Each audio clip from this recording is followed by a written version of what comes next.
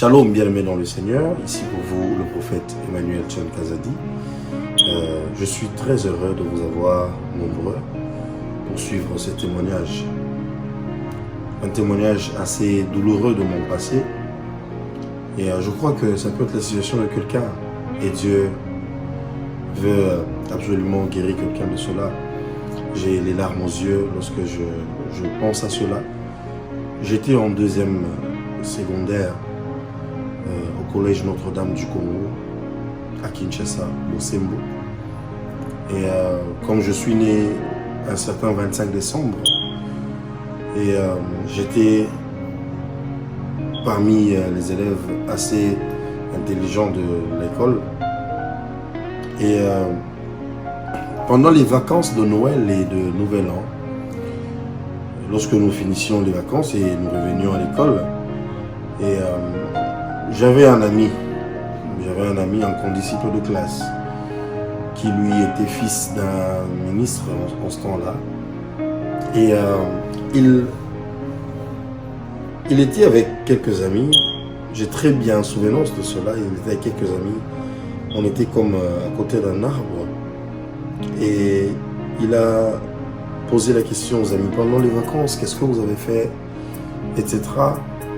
Les amis répondaient, j'étais le seul à rester calme. Et il me l'a dit comme ça, comme me le flanquant sur le visage. Il me dit,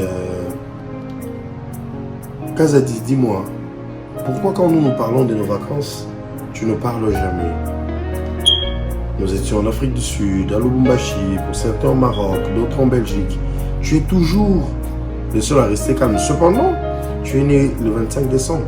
Donc normalement, c'est toi qui devais beaucoup plus sauvager, etc. J'étais calme, avec ma longue cravate, très mince. Et mon ami a continué, m'a dit, dis-moi, est-ce que tu es humble ou tes parents sont pauvres? J'avais l'impression de recevoir un poignard dans le cœur. Mais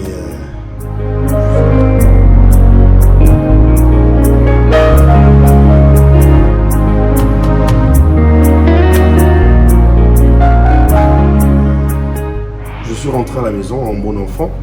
J'ai raconté la scène à mon père. J'ai dit à mon père, regarde, il y a le fils d'un ministre à l'école qui m'a dit ça. Et mon père qui, en me reconfortant, je ne sais pas s'il va s'en souvenir, en me reconfortant, il dit, c'est des décennies en arrière, en me reconfortant, il va me dire, Emmanuel, retiens une chose, il est en train de te faire cette sale blague au lieu où l'on forme des gens à devenir ce que son père est. Tiens bon. Tu ne deviendras pas comme lui, tu peux devenir comme son père et même au-delà. Une simple phrase, mais qui a relevé le moral de tout un être humain. J'étais fort et je suis rentré à l'école, j'ai dit à mon ami, papa a dit que je peux devenir plus que ton père. Pour couper court, aujourd'hui, voyager en toute humilité n'est plus de la peine pour moi. Je sais ce que ça coûte, c'est que ça demande pour voyager, aller X ou Y, Z endroit.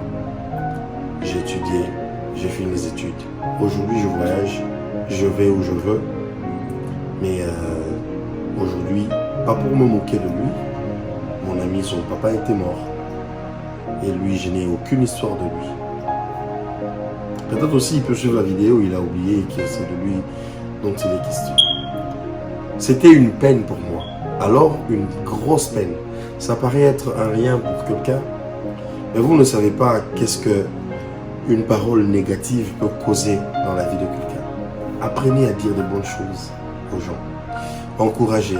J'étais abattu et Dieu merci, mon père m'avait boosté. Et à ma mère de me dire, n'oublie pas de prier. Dieu est celui qui élève les gens. Et aujourd'hui, je suis vraiment pratiquement un millième de ce que Dieu a prévu de faire avec moi. Mais je vois la main de Dieu. et je ne peux pas manquer d'encourager quelqu'un.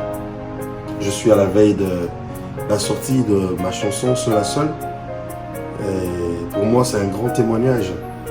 Du reste, je vous demande de souscrire. C'est sur cette même chaîne qu'il y aura le clip. Je viens de dire à quelqu'un, n'abandonne pas.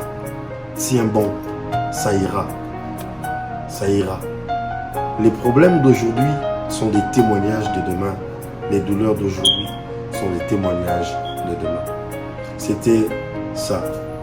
La première partie sur les 5 parties à venir de mes grosses douleurs.